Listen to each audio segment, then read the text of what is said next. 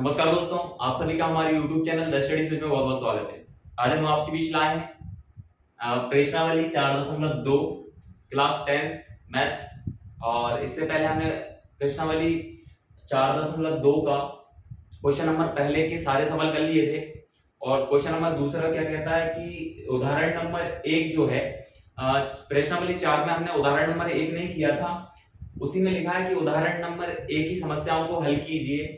तो एक ही question number दूसरे में दिया है कि उदाहरण नंबर 1 की समस्याओं को हल कीजिए। अच्छा, क्वेश्चन नंबर 1 में क्या समस्याएं थी कि ये दोनों सवाल दिए थे और वहां पे हमारे प्रश्नावली जब स्टार्ट हुई थी 4.1, तो उसमें एग्जांपल 1 दिया था, उसमें दोनों क्वेश्चन दिए हैं और वहां पे सिर्फ हमें इतना करना थी कि इनकी इक्वेशन बनानी थी, इक्वेशन यानी कि समीकरण भर बनाना थी। और इसमें ये बोला है कि जो समीकरण बन गए थे वहां, उनको आगे हल करना है। तो हमने वहां पे समीकरण भी नहीं बनाए थे। क्यों नहीं बनाए थे? वो उसका कारण ये था, मैंने जब देखा था 4.2 में जब ये क्वेश्चन आएंगे तो हम समीकरण भी बनाएंगे और उसको उस समस्या को आगे भी हल करेंगे, ताकि आपको एक साथ वो पूरा समझ में आ सके। इसलिए हमने वहां पे उसको नहीं किया था। अब करते हैं आज दोनों सवाल, बड़े इंपोर्टेंट सवाल है। उदाहरण नंबर 1 के ये दोनों सवाल है। तो देखिए जरा क्या कहते हैं क्वेश्चन।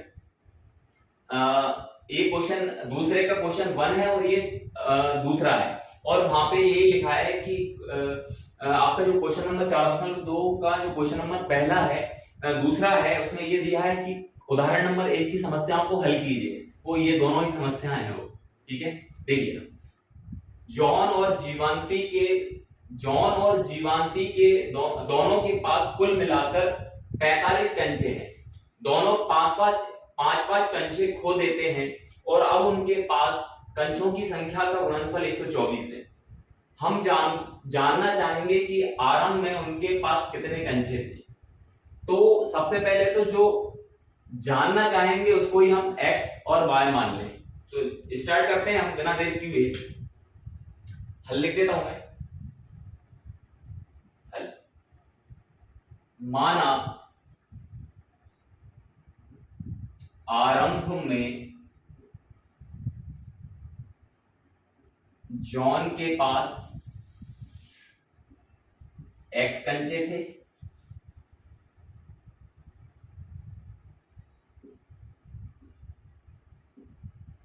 और जीवंती के पास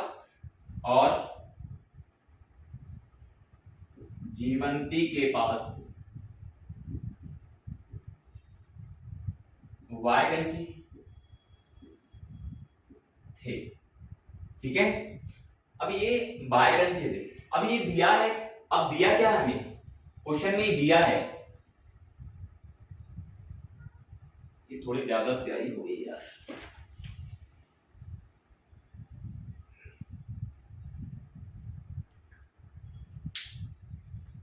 ये दिया है हमें क्वेश्चन में कि यार क्या हो रहा है दोनों में जाना।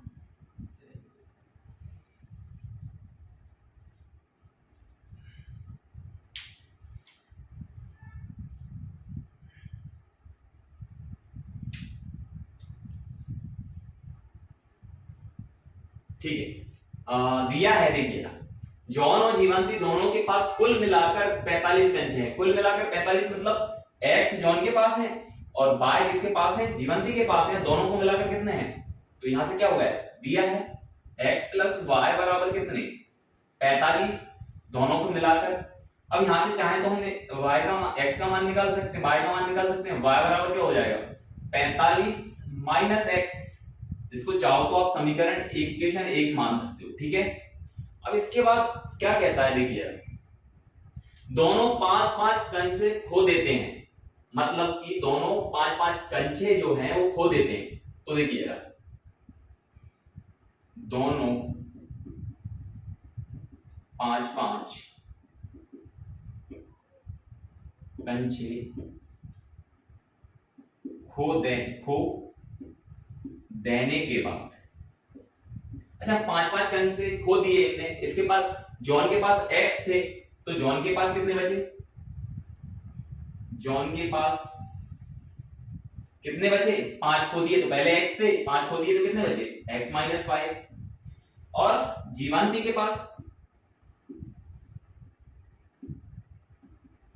कितने थे पहले, बाय थे, 5 कंचे खो दिए तो कितने बचे, बाय माइनस 5। कितने बचे, बाय माइनस 5। अब क्या बोलता है आगे, थोड़ी सी स्याही ज्यादा हो गई इसलिए थोड़ी सी प्रॉब्लम आ रही। फिर क्या बचा, फिर क्या कहता है क्वेश्चन, देखिए जरा ध्यान से पढ़िए। और अब उनके पास कंचों की संख्या का गुणनफल 124 है। 5-5 कंचे खो देने के बाद, ऐसे 5-5 कंचे खो दिए तो x माइनस 5 हो गया जॉन के पास, और जीवंती के पास क्या होगा, y माइनस 5। अब दोनों का जो गुणनफल है वो 124 है। तो गुणनफल कितना है, दोनों का गुणनफल कितना है, 124। 5 कंचे खो देने के पास, यानी कि इन दोनों के पास, तो लिख देते हैं हम कितना, x माइनस 5 और y माइनस 5 बराबर कितना, 124। यानी दोनों 5-5 कंचे खो देने के बाद जो उनका दोनों का गुणनफल है, ये दोनों का गुणनफल है वो कितना है, 124। इस सिंपल सी बात हाँ हमें समझने की जरूरत है, क्योंकि यहीं से पूरा जो है हमारा समीकरण बन जाएगा। ठीक है, तो दोनों को 5-5 कंचे खो देने के बाद उनके पास जो उनका गुणनफल है वो कितना है, 124। अब सीधा सा हम यहाँ क्या करें, ये मैंने मान पहले ही निकाल लिया था, समीकरण 1 से जो है y का मान यहां रख दें तो सिंपल सी हमारी इक्वेशन बन जाएगी, बस इतना ही सा है। तो लिख देते हैं हम समीकरण 1 से y का मान रखने पर, रख दें, चलो इधर कर लेते हैं सॉल्व। समीकरण 1 से जब मैंने रखा तो ये तो हो जाएगा आपका x माइनस 5। अच्छा y का मान रख देते हैं, y का मान क्या निकाला था हमने, 45 माइनस x, 45 माइनस x और माइनस 5 बराबर कितना, 125। ठीक है, बस कुछ नहीं, मल्टीप्लाई कर, पहले तो इसको सॉल्व कर लेते हैं थोड़ा, x माइनस 5 और ये 45 में से 5 जाएंगे तो कितने बचेंगे, 40 माइनस x बराबर 124। अंदर कर देते हैं, अंदर इसका मल्टीप्लाई करते हैं, x का पहले दोनों में करते हैं तो क्या हो जाएगा, ये 40x 40x, फिर x का x में करेंगे तो x स्क्वायर, 5 का 40 में करेंगे तो 5 को 20 यानी कि 200 200, और 5 माइनस माइनस प्लस का कितना हो जाएगा, 5x बराबर कितना, 124। थोड़ी सी इसको सॉल्व कर लेते हैं, सिंप्लीकेशन सिंप्लाई कर लेते हैं, सिंप्लीकेशन कर लेते हैं थोड़ा सा। 40 में से 5 जुड़ जाएंगे तो ये हो जाएगा आपका 45x माइनस का x स्क्वायर, इसको इधर ले आए तो माइनस का 200 और ये इधर आएगा तो माइनस का 124 इक्वल कितना हो जाएगा, 0। इसको इधर ले आए तो ये हो जाएगा x स्क्वायर, ये हो जाएगा आपका 45x और ये दोनों माइनस माइनस प्लस जुड़ जाएंगे तो ये हो जाएगा 324 और इक्वल में क्या चल रही है आपकी, 0। माइनस कॉमन ले लें अगर तो ये हो जाएगा आपका x स्क्वायर, ये हो जाएगा आपका माइनस का 45x, क्योंकि जब x कॉमन लेंगे तो सारे जो आपके जो चिन्ह है वो सारे अपोजिट हो जाएंगे। अगर माइनस कॉमन लोगे तो जहां माइनस है वहां प्लस हो जाएगा और जहां प्लस है वहां माइनस हो जाएगा। ये प्लस है तो ये माइनस और ये माइनस है तो ये प्लस 324 बराबर 0। अब इस माइनस को इसमें मल्टीप्लाई कर दें तो 0 हो जाएगा, तो ये x स्क्वायर माइनस का 45x प्लस का 324 बराबर 0। ये हमारी सीधी सीधी इक्वेशन बनके तैयार होगी। अब हमें मिडिल टर्म स्प्लिट लगाना होगा इसमें, और हमें सबसे पहले क्या करना होगा आपको पता ही है, जैसा कि हम करते हैं। आज क्या हुआ है, सारे थोड़ी सी प्रॉब्लम हो रही है, सारे ही जो है मार्कर में स्याही ज्यादा बना गई है।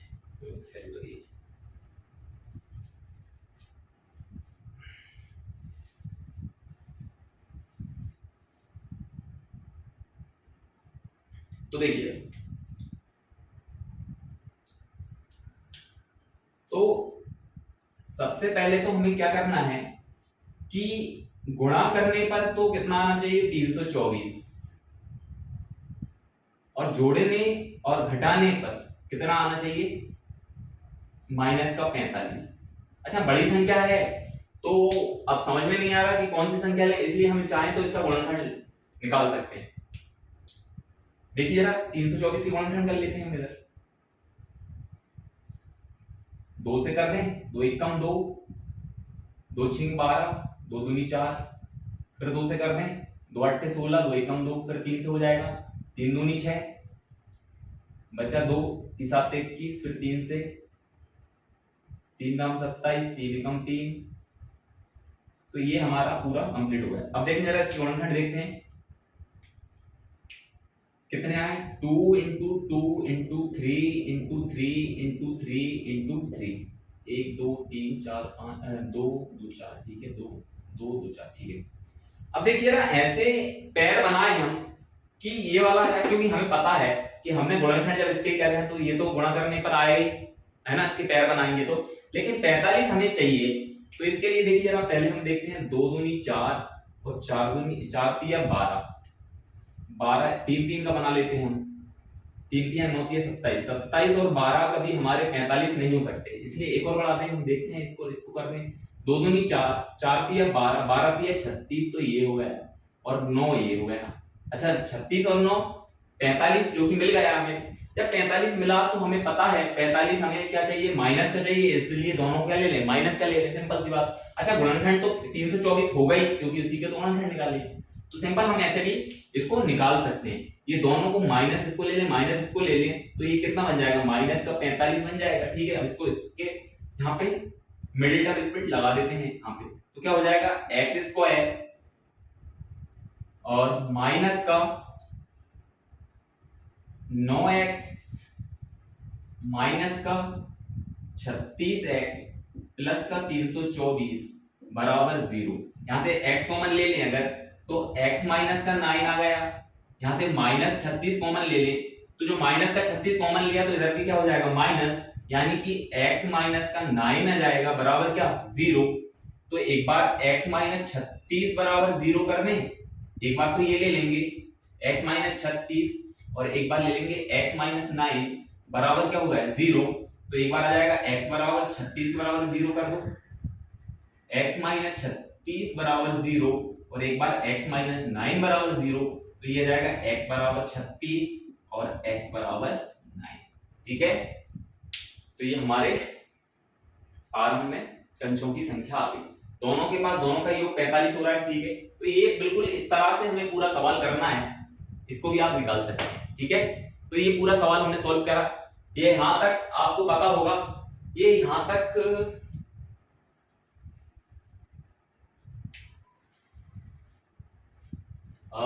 पहले जब उदाहरण में पूछा था कि इसके हमें यहां तक सिर्फ हमें क्या बनाना थी इक्वेशन, तो इक्वेशन हमारी यहां बन के तैयार हो गई थी, लेकिन उसकी आगे की समस्या सॉल्व करना थी, तो ये उसकी आगे की समस्या सॉल्व हो गई, x के हमें दोनों मान निकाल लिए, ठीक है। अगला सवाल करते हैं, इसको स्क्रीनशॉट ले सकते हैं आप चाहें तो।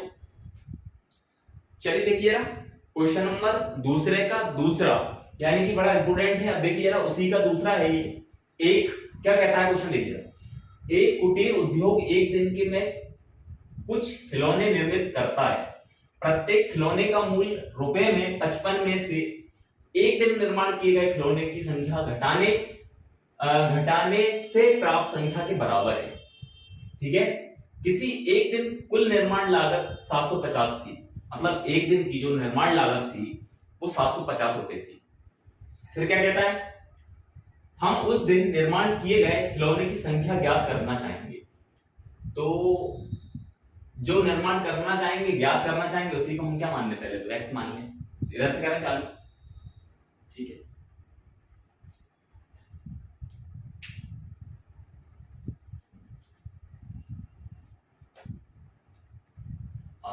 देखिए हल उसी का हल है, सेकंड वाले का हम इधर से चालू करते हैं ताकि हमें बन सके हल।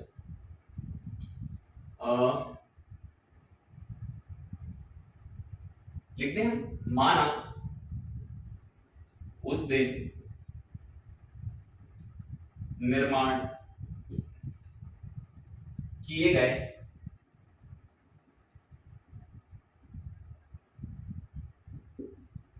खिलौने की संख्या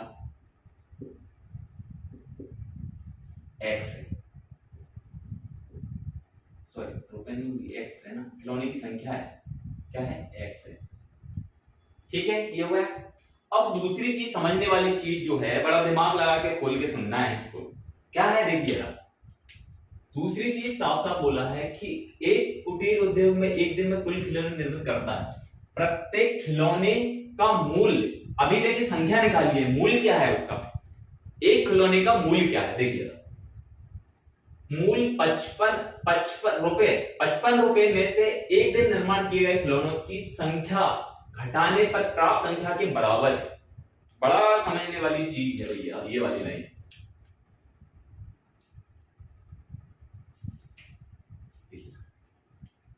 ये वाली 55 में से निर्माण किए गए खिलौने की संख्या के घटाने पर प्राप्त संख्या के बराबर है, मतलब प्रत्येक खिलौने का मूल्य, तो देखिएगा खिलौने का मूल्य, एक खिलौने का मूल्य बराबर कितना, 55 में से, यानी कि 55 में से क्या, 55 में से एक दिन निर्माण किए गए खिलौने की संख्या घटाने पर, अच्छा एक दिन में, माना उस दिन निर्माण, एक दिन में निर्माण किए गए खिलौने की संख्या, एक दिन में निर्माण, अच्छा उस दिन, एक दिन भी लिख सकते हैं चाहे तो, यहाँ एक दिन में निर्माण किए गए संख्या क्या है x, अच्छा उसे घटाने से, तो ये इसकी क्या है संख्या, ठीक है। बस इतना सा समझने वाली चीज थी, इतना अगर आप समझ गए तो ये समझ लो आप इक्वेशन बनाने में किसी भी प्रकार की आपको कोई प्रॉब्लम नहीं होने वाली। फिर क्या कहता है देखिएगा, किसी एक दिन कुल निर्माण लागत, अच्छा एक दिन में कुल, किसी एक दिन, किसी भी लिख देते हैं, किसी एक दिन में कुल निर्माण लागत कितनी है, 750 रुपए है। अच्छा एक दिन में निर्माण लागत कितनी है, 750। तो देखिएगा अब कैसे समझने का, माना एक दिन में निर्माण किए गए संख्या x है, मान के चलो, जैसे मान के चलो मैं समझाने का प्रयास करता हूं कि एक दिन में 6 खिलौने बनते हैं और उनकी जो लागत है, एक खिलौने की लागत जो है वो 100 रुपए है, तो कुल लागत कितनी होगी उस दिन, 6 into 100 यानी कि 600 रुपए। तो हमसे यही पूछा है कि किसी एक दिन कुल निर्माण रुपए में 750 है, एक दिन, अच्छा एक दिन देखिएगा, एक दिन निर्माण किए गए खिलौने की संख्या कितनी है x, एक खिलौने का मूल्य कितना है 55 माइनस x, दोनों को गुणा कर दें तो एक दिन की लागत निकल जाएगी, पूरी टोटल लागत निकल जाएगी। तो एक कुल किसी दिन में निर्माण किए गए खिलौने की संख्या देखिएगा, यानी कि x और 55 माइनस x बराबर क्या हो जाएगी, एक दिन की लागत ये दी है 750 रुपए में, ठीक है। बस इसे सॉल्व कर देंगे तो सिंपल सी इक्वेशन बन जाएगी हमारी। करें सॉल्व तो क्या हो जाएगा, 50x माइनस का x का गुणा x में करेंगे तो x स्क्वायर बराबर 750, 750 को इधर ले आए तो क्या हो जाएगा, 50x minus x square minus 750 बराबर क्या हो जाएगा 0। अब क्या करें, x कॉमन ले लें, पहले तो इसको जमा लें, माइनस का x स्क्वायर प्लस का 50x माइनस का 750 बराबर क्या हो जाएगा 0, माइनस कॉमन लेंगे तो क्या बचेगा x स्क्वायर प्लस ये माइनस कॉमन लिया तो यह चेंज हो जाएगा, क्या आ जाएगा माइनस का 50x और माइनस है तो ये प्लस का 750 बराबर 0। इस माइनस को इधर मल्टीप्लाई कर देंगे तो क्या हो जाएगा 0 हो जाएगा, x स्क्वायर माइनस का 50x प्लस का 750 बराबर क्या 0। ये हमारी इक्वेशन बन गई। अब इसको सॉल्व कर लेते हैं हम अच्छे से, ठीक है, इधर भी सॉल्व कर लेते हैं।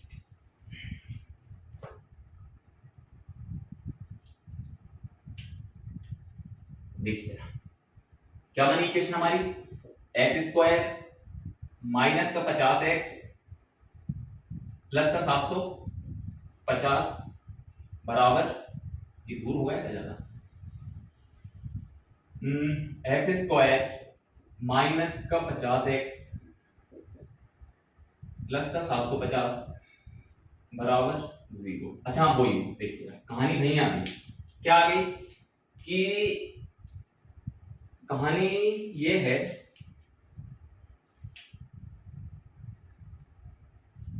कहानी, अब क्या हो रहा है ज्यादा सही, कहानी ये है कि गुणा करने पर कितना आना चाहिए 750 और जोड़ने और घटाने पर यानी कि जोड़ने या घटाने पर क्या आना चाहिए, -50। ये दोनों कंडीशन है, ठीक है। अच्छा, बड़ी संख्या है इसलिए मैंने क्या बताया आपको, कुछ नहीं करना है, गुणनखंड कर लो, सीधी बात। जैसे आप गुणनखंड करेंगे तो कुछ ना कुछ सॉल्यूशन निकलेगा, है ना। देखिए गुणनखंड कर लेते हैं कितने, 750 के। अच्छा, 2 0 है तो 2 से चला जाएगा, 2 3 6 बचा 1, 2 7 14, 2 5 10, अब 5 है, 7 3 10 5 12, 3 से चला जाएगा, 2 1 कम 2, 3 1 कम 3, 3 दूनी 6, 3 5 15, अब तो 5 से ही जाएगा, 5 दूनी 10, 5 25, फिर 5 से जाएगा, 5 25 5 5, ठीक है। तो इसके आ गए हैं 2 × 3 × 5 × 5 × 5, 3 बार, ठीक है। अब देखिए ऐसे पेयर बनाइए कि, अच्छा इसका गुणनखंड तो पता है 750 आएगा ही, क्योंकि 750 का ही हमने किया है, लेकिन ऐसा पेयर बनाइए कि हमें ये वाली संख्या मिल जाए कुछ, तो 2 3 6 और 6 5 30, कुछ ऐसा बना ले 3 का, ये होगा कितना, 2 3 6 6 5 30, ये हो गया 5 25। अच्छा 30 और 25 की बात ये है, इंपोर्टेंट बात, कि ये दोनों मिला के कितने हो रहे हैं, 55। बस भाई भाई कुछ गड़बड़ हो रही है क्या, 30 55 25, ये क्या हुआ,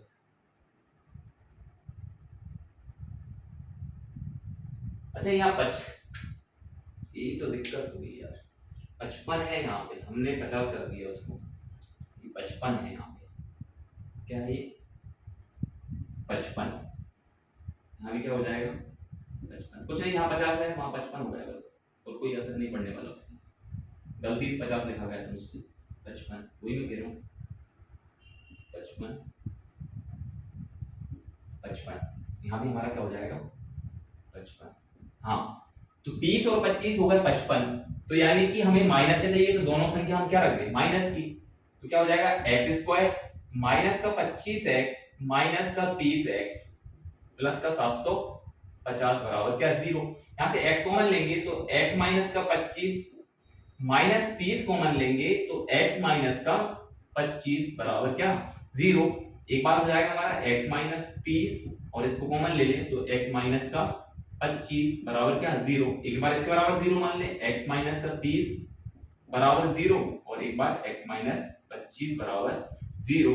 तो ये हो जाएगा x बराबर, उधर पहुंचा दें तो 30 और x बराबर 25, ये दोनों हमारे आंसर आ गए, ठीक है।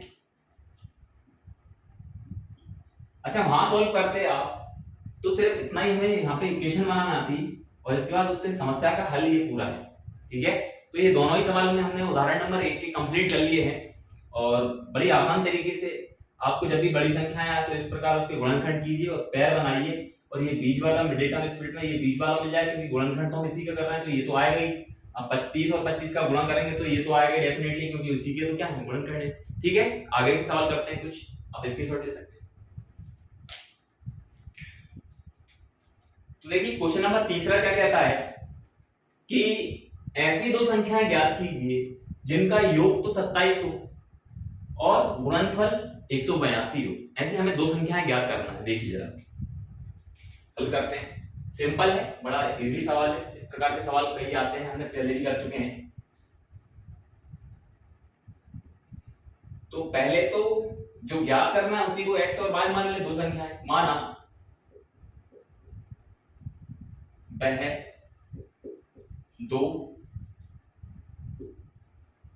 संख्याएं x व y है, ठीक है। फिर बोलता है प्रश्नानुसार जिनका योग 27 है, प्रश्नानुसार क्या बोलता है, जिनका योग 27 है, जिनका योग 27 है, इनका वही दो संख्याओं का कौन सी है वो दो संख्या है, x और y, x प्लस y बराबर कितना 27, समीकरण 1 मान सकते हैं यहां से। चाहो तो इसका मान भी निकाल लो, किसका, y का, तो y बराबर क्या हो जाएगा 27 माइनस x, इसको मान लो समीकरण 1। ठीक है, फिर कह दिया गुणनफल 182 है,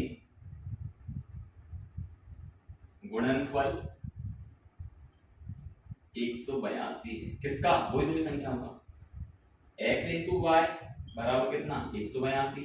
यहां से सिंपल से समीकरण 1 से y का मान रख दो, क्या लिख दें, समीकरण 1 से y का मान रखने पर, y का मान रखने पर, है ना, रख दें तो x y का मान रखने क्या हो जाएगा 27 माइनस x बराबर कितना 182। 27 का अंदर मल्टीप्लाई करने तो क्या हो जाएगा 27x माइनस x स्क्वायर बराबर 182। इधर ले आए इसको तो ये हो जाएगा 27x माइनस का x स्क्वायर माइनस का 182 बराबर क्या 0। पहले x को सेपरेट कर लो, x स्क्वायर माइनस प्लस का 27x माइनस का 182 बराबर 0, इधर कर लें।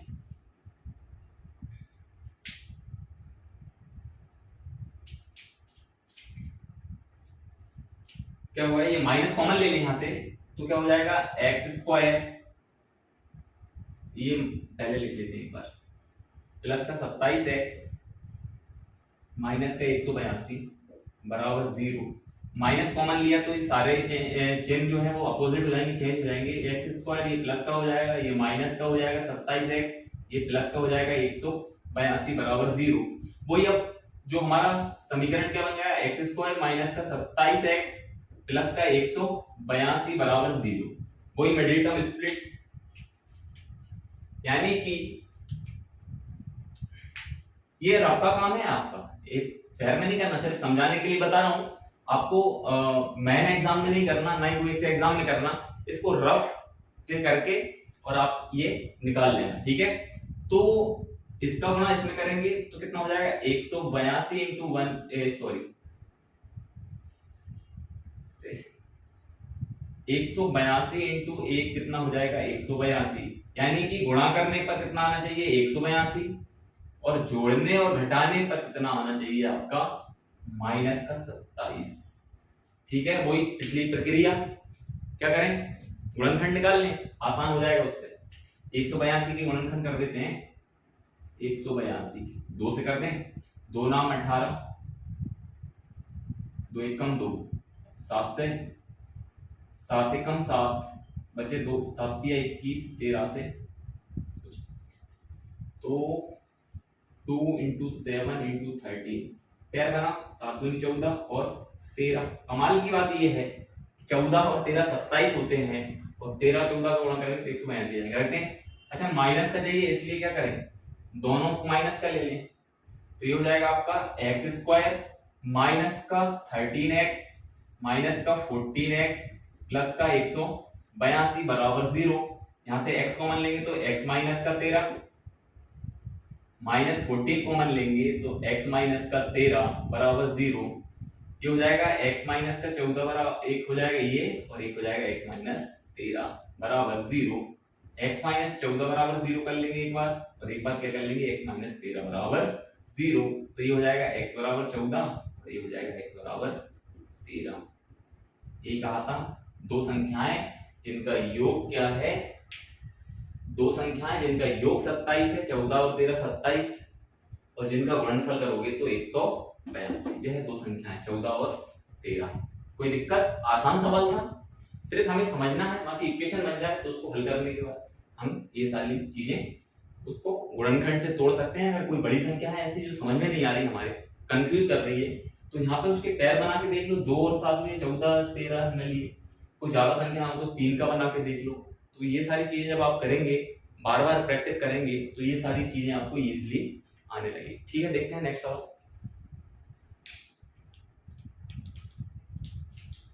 तो देखिएगा क्वेश्चन नंबर 4 देखते हैं, बड़ा इजी सवाल है और बड़ा इंपोर्टेंट भी है। दो क्रमागत धनात्मक पूर्णांक ज्ञात कीजिए जिनके वर्गों का योग कितना है 365 है। तो सबसे पहले तो आपको ये पता होना चाहिए कि पूर्णांक क्या होती है। तो पूर्णांक संख्याएं क्या होती है, माइनस पॉजिटिव भी होती है और नेगेटिव भी होती है। यानी कि अगर मैं बात करूं पूर्णांक संख्याओं की, तो जो पूर्णांक संख्याएं हैं आपको पता है ये -1 से लेके और -2 -3 ऐसे ऐसे माइनस इंफिनाइट तक भी होती है, और पॉजिटिव में 1 2 3 से लेके प्लस इंफिनाइट तक होती है और 0 भी शामिल होती है। ये सारी संख्याएं आपकी क्या है, पूर्णांक है।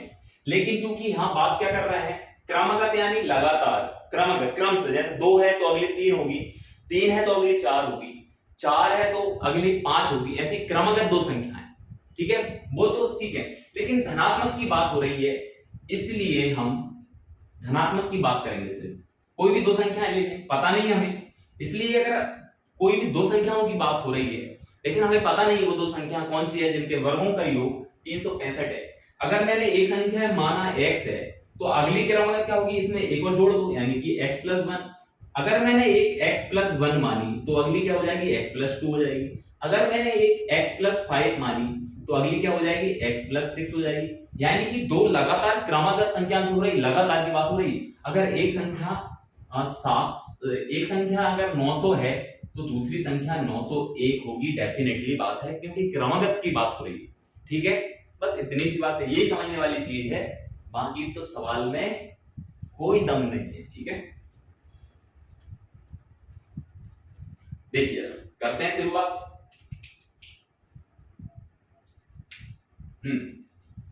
देखते हैं, माना वह दो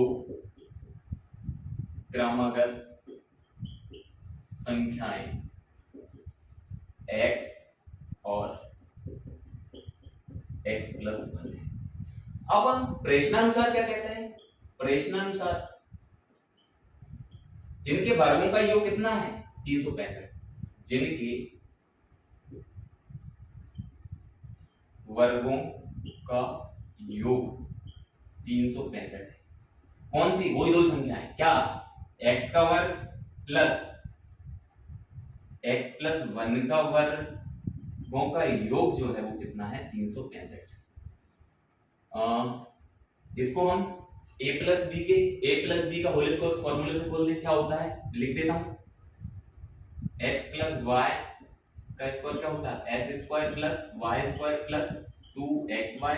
इससे खोल देंगे इसको, ये तो हो गया x², इसको खोल दें, x² मतलब प्लस का x², y² मतलब 1 का स्क्वायर क्या होगा 1 ही होगा, प्लस 2 इंटू x मतलब x इंटू 1, y मतलब 1। ठीक है, तो ये हो जाएगा पूरा आपका x² + प्लस का 1 और ये हो जाएगा 2x, इसको मल्टीप्लाई करेंगे तो ये हो जाएगा पूरा 2x। इनके वर्गों का योग चल रहा है या 365।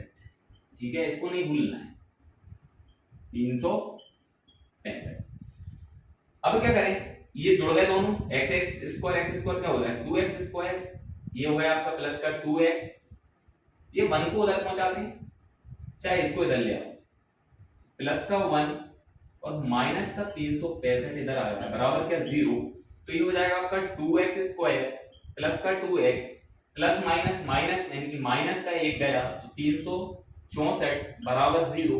यहां से 2 कॉमन ले लें तो आ जाएगा x² प्लस का 2x, सॉरी प्लस का x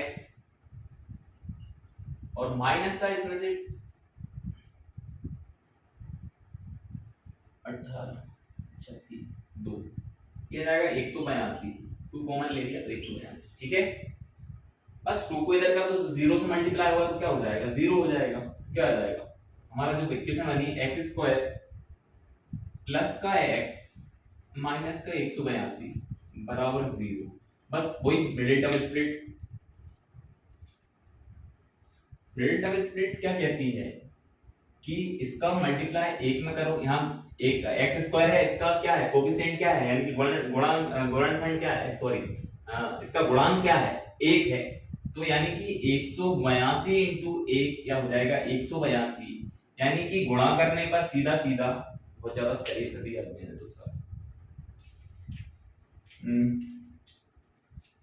गुणा करने पर क्या आना चाहिए 182 और जोड़ने और घटाने पर क्या आना चाहिए आपका, प्लस का 1 यानी x, ठीक है, या 1, ठीक है, 1 आना चाहिए, ठीक है। बताइए, इसको अभी करा था हमने 182 का, कर लेते हैं, इसका निकाल लो, क्या निकाल लो, 182 के हम क्या देख लेते हैं, गुणनखंड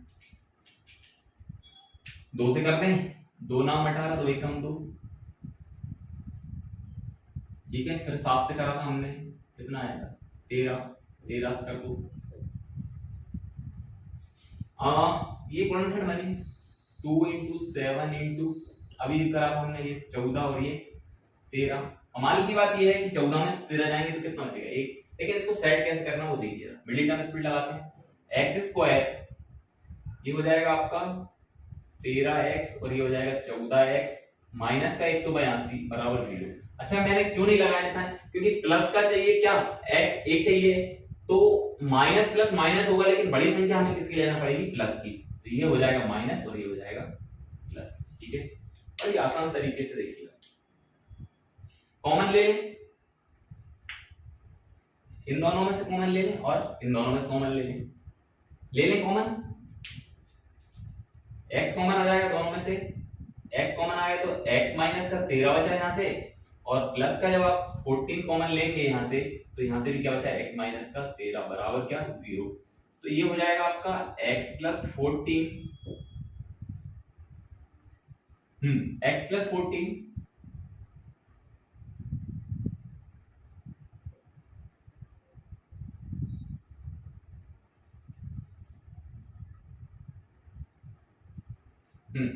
x प्लस 14 और x माइनस 13,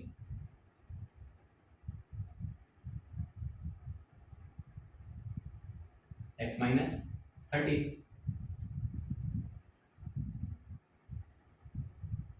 x प्लस 14 और x माइनस 13 बराबर क्या 0, तो एक बार हो जाएगा x प्लस 14 बराबर 0 और एक हो जाएगा x माइनस 13 बराबर 0, x बराबर ये उधर जाएगा, क्या हो जाएगा माइनस का 14 और x बराबर क्या हो जाएगा 13, तो एक संख्या तो ये आ गई और दूसरी ये आ गई, लेकिन इसको नेग्लेक्ट कर देंगे, माइनस की संख्या नहीं चाहिए, माइनस की संख्या नेग्लेक्ट कर देंगे, तो x का मान ये आया, तो x का मान अगर एक x है तो दूसरी x प्लस 1 यानी कि 13 प्लस 1 कितना हो जाएगा, एक x बराबर अगर 13 है तो दूसरी क्या थी x प्लस 1 यानी कि 13 प्लस 1 कितना 14, तो एक 13 संख्या है और दूसरी क्या है 14।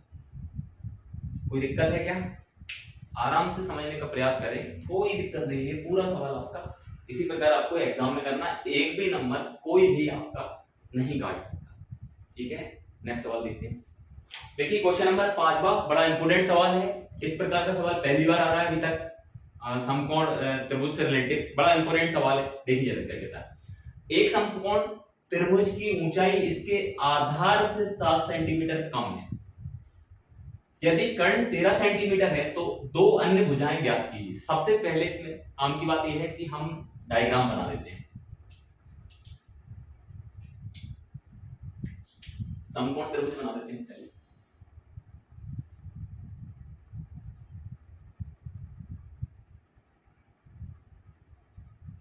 ये हमारा समकोण त्रिभुज, नाम भी दे देता हूं मैं,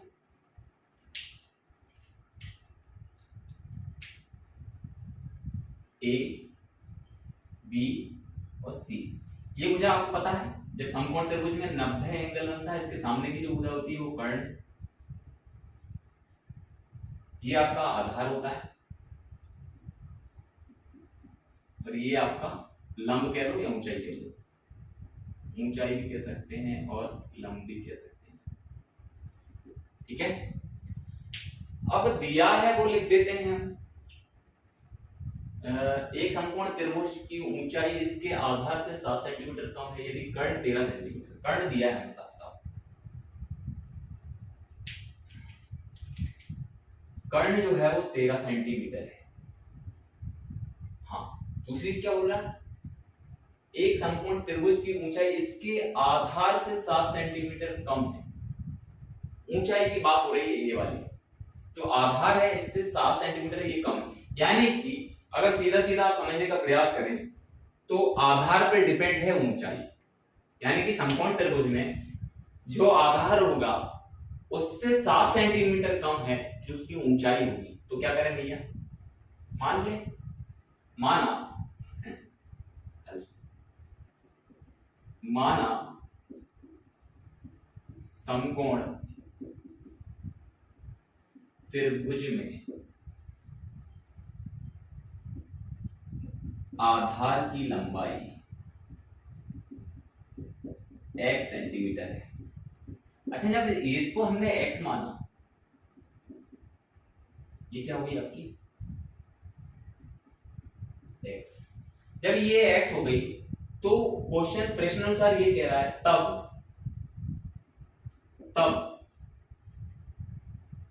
समकोण त्रिभुज की ऊंचाई x माइनस 7 सेंटीमीटर हो जाएगी। ठीक है, ये कितनी हो जाएगी, 7 कम है ना, ये जब x है तो इससे क्या हो जाएगी, 7 सेंटीमीटर कम हो जाएगी। ठीक है, बस काम हुआ है पूरा। जब भी आपको समकोण त्रिभुज की बात आए तो आप लगा दो सीधा सीधा पाइथागोरस प्रमेय। क्या लगा दें, पाइथागोरस प्रमेय।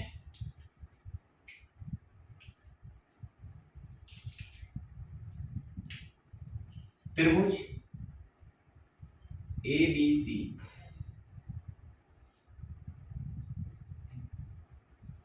पाइथागोरस प्रमेय से,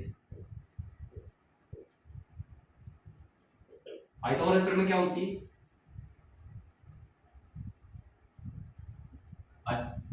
समकोण त्रिभुज में ये दो भुजाएं इस भुजा के बराबर होती है, इनके वर्गों का योग इस भुजाओं के बराबर होती है, यानी कि आधार का वर्ग प्लस लंब का वर्ग बराबर कर्ण के वर्ग के बराबर होती है। मान रखते हैं बस आधार क्या है x, तो x स्क्वायर प्लस ऊंचाई x माइनस 7 का स्क्वायर बराबर कर्ण यानी 13 का स्क्वायर। इसमें पाइथा वो लगा दें x square plus x minus y का होल स्क्वायर क्या होता है, x square plus y square minus 2xy, यानी कि x स्क्वायर मतलब x square minus y square मतलब 7 का स्क्वायर कितना 49, फिर माइनस 2 इंटू x मतलब x इंटू y मतलब 7 बराबर 13 का 169 होता है।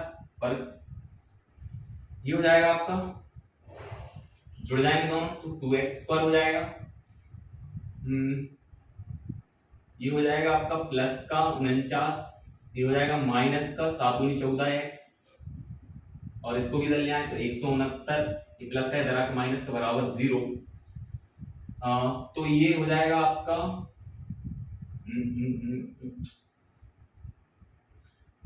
प्लस माइनस माइनस हो जाएगा, यानी कि 49 जाएंगे तो ये सीधा सीधा आपका हो जाएगा 2x स्क्वायर, इस दोनों में से घटा दें तो माइनस का 14x और ये माइनस का आपका 120 बच जाएगा बराबर क्या हो जाएगा 0। यहाँ से 2 कॉमन ले लें तो ये बचेगा x स्क्वायर माइनस का 7x, इसका भाग दे दो सब में माइनस का 60 बराबर 0।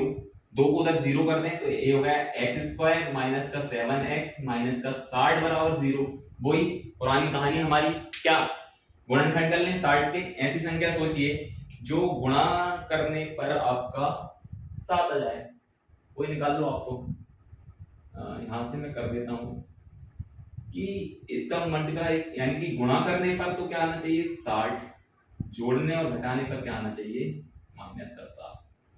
निकाल लो इसके 60 के 2 से 30, 2 से 15, 2 से नहीं जाएगा 3 से जाएगा 5, 5 1 क्या निकले 2 इंटू 2 इंटू 3 इंटू 5, 2 दूनी 4 दिया 12 और 5, यानी 12 और 5 सेम आ गए, लेकिन चाहिए किसका माइनस का चाहिए, दोनों क्या लेना पड़ेगी, एक प्लस की एक माइनस की, यानी बड़ी संख्या माइनस की लेना पड़ेगी प्लस की, है ना।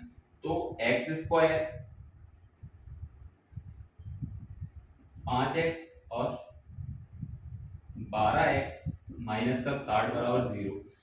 माइनस का चाहिए 7, इसलिए हम बड़ी संख्या क्या लेंगे, ये हो जाएगी आपकी प्लस की और ये हो जाएगी आपकी माइनस की, प्लस माइनस माइनस का 7 आ जाएगा। यहां से x कॉमन ले लें तो x प्लस 5 आ जाएगी, माइनस का 12 यहां से कॉमन आ जाएगा तो ये हो जाएगी, माइनस कॉमन है तो इधर अपोजिट चेंज हो जाएगा, माइनस कॉमन है तो माइनस ये प्लस हो जाएगा, कितना x प्लस 5 12 60 बराबर क्या 0। एक हो जाएगा आपका x माइनस 12 और एक हो जाएगा x प्लस 5 बराबर क्या 0। एक हो जाएगा x माइनस 12 बराबर 0 और एक हो जाएगा x प्लस 5 बराबर 0। ये हो जाएगा x बराबर 12 और ये हो जाएगा x बराबर माइनस 5।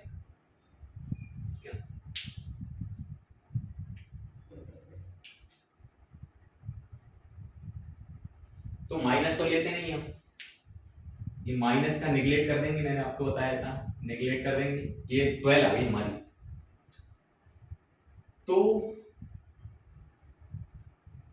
तीन सब हो जाए, दो अन्य दो हो जाएंगे, देखिए जरा कर्ण हमें दिया था 13, आधार हमने x माना था तो x क्या निकला हमारा 12 और लंब हमारा क्या गया x माइनस 7 यानी कि 12 माइनस 7 कितना 5। ठीक है, ये हमारी तीनों हो जाएंगे। कोई दिक्कत है क्या? बड़ा आसान सवाल था और बड़ा इंपॉर्टेंट सवाल है और बड़ा मजेदार सवाल भी है।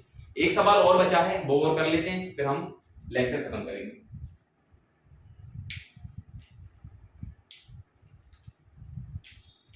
देखिए क्वेश्चन नंबर आखिरी 4.2 का और बड़ा इंपॉर्टेंट सवाल है। और इस टाइप का सवाल हमने उदाहरण नंबर 1 का दूसरा सवाल कर चुके हैं, उससे ही रिलेटेड सवाल है, बड़ा इंपॉर्टेंट सवाल है और समझने की बहुत सारी चीजें हैं तभी आपकी इक्वेशन बन पाएगी। समझने का प्रयास करिए। देखिए जरा एक कुटीर उद्योग एक दिन में कुल बर्तनों का निर्माण करता है। एक विशेष दिन यह देखा गया कि प्रत्येक नग की निर्माण लागत रुपए में उस दिन के निर्माण किए गए बर्तनों की कुल निर्माण लागत बर्तनों की संख्या के दुगने से 3 अधिक थी। यदि उस दिन कुल निर्माण लागत रुपए में 90 थी तो निर्माण बर्तनों की संख्या और प्रत्येक नग की लागत ज्ञात कीजिए। सबसे पहले तो इंपोर्टेंट बात ये है कि जो पूछा है वही हम संख्या और बर्तनों की संख्या ज्ञात कीजिए, तो हम बर्तनों की संख्या को x मान लें। इंपोर्टेंट बात यही है कि जो दिया पूछा है उसको ही x मान लें, है ना।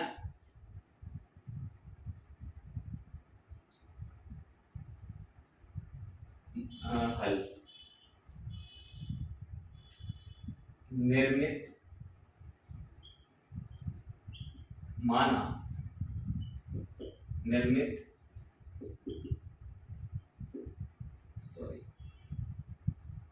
बर्तनों की संख्या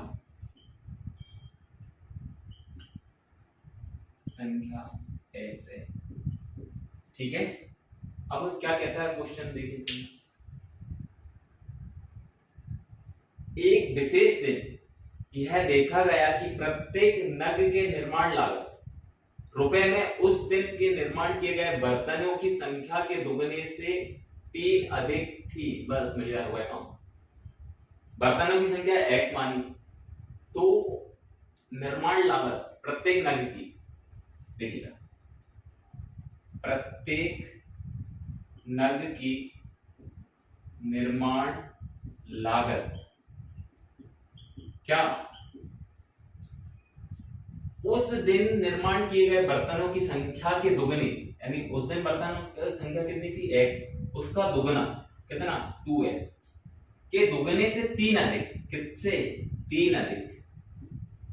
ठीक, तो ये हो गई प्रत्येक नग की निर्माण लागत हो गई है। ठीक है, अब क्या बोलता है यदि उस दिन कुल निर्माण लागत 90 रुपए थी, क्या कुल निर्माण लागत 90 रुपए। अच्छा, कुल निर्माण लागत कैसे होगी? मैंने आपको पहले सवाल में भी बताया था, जैसे एक दिन में मान के चलो 50 बर्तन बन रहे हैं और एक बर्तन की निर्माण लागत जो है वो 100 रुपए है, तो टोटल उस दिन का जो कुल निर्माण लागत कितनी होगी? टोटल 100 माइनस 100 का गुणा किसमें करोगे 50 में, तो ये कितना हो जाएगा 500। इसी प्रकार कि बर्तनों की संख्या x है और कुल निर्माण लागत कितनी है, सॉरी प्रत्येक नग का निर्माण लागत कितनी है 2x + 3, दोनों का गुणा करेंगे तो एक दिन कुल निर्माण लागत एक दिन की आ जाएगी, एक दिन की बात चल रही, ठीक है, एक दिन की, ये भी हाँ भी एक दिन में,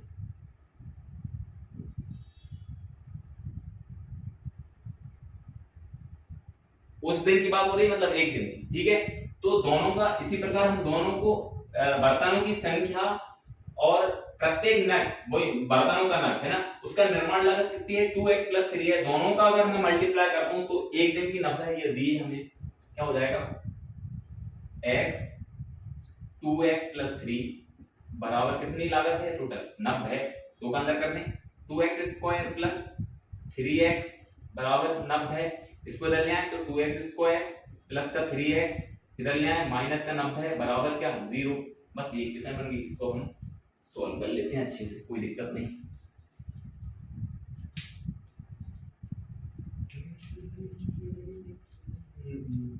टू एक्स स्क्वायर प्लस का 3x माइनस का 90 बराबर 0, वही गुणा करने पर इसको इसमें गुणा करो 90 × 2, इसको इसमें गुणा करते हैं, आपको जैसा कि सबको पता है 90 × 2 यानी कि कितना 180, यानी कि गुणा करने पर सीधा सीधा 180 आना चाहिए और जोड़ने और घटाने पर 3 आना चाहिए।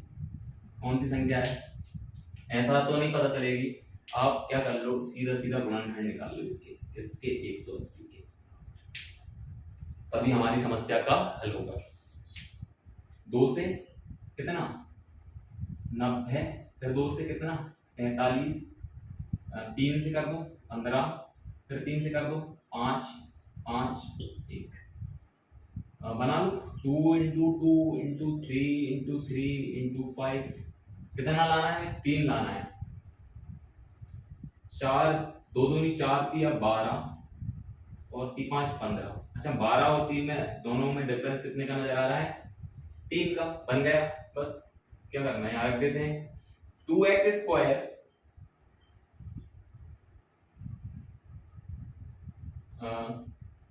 प्लस का 3 चाहिए, बड़ी संख्या रखना होगा, प्लस सॉरी माइनस का 12x प्लस का 15x माइनस का 90 बराबर 0, यहाँ से 2x कॉमन ले तो x माइनस का 12 बच गया 6 6 6 6 भाग देते हैं, प्लस का 15 यहाँ से कॉमन लिया तो x माइनस 15 6 का 90 भाग दे दो बराबर 0, ये हो गई आपकी 2x प्लस 15 और एक हो गई x माइनस 6 बराबर क्या 0, 2x प्लस 15 बराबर 0 हो जाएगा और x माइनस 6 बराबर 0 हो जाएगा, 2x उधर जाएगा तो कितना हो माइनस का 15 और ये हो जाएगा x प्लस 6, ये तो आ ही गया डायरेक्ट आंसर, एक तो डायरेक्ट आंसर आ गया, ठीक है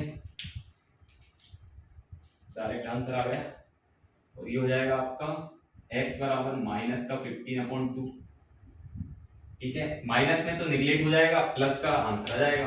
अब पूछा था क्या बताइए प्रत्येक, अच्छा तो निर्माण बर्तनों की संख्या x मानी थी हमने, तो लिखते हैं यहाँ पे बर्तनों की संख्या कितनी आई 6, ठीक है, और प्रत्येक नग की लागत, नग क्या है लागत, ये है प्रत्येक नग की निर्माण लागत क्या है 2 × x 6 + 3, तो कितना 12 + 3 कितना हुआ 15, ठीक है, यानी कि एक बर्तन की लागत कितनी 15, ठीक है।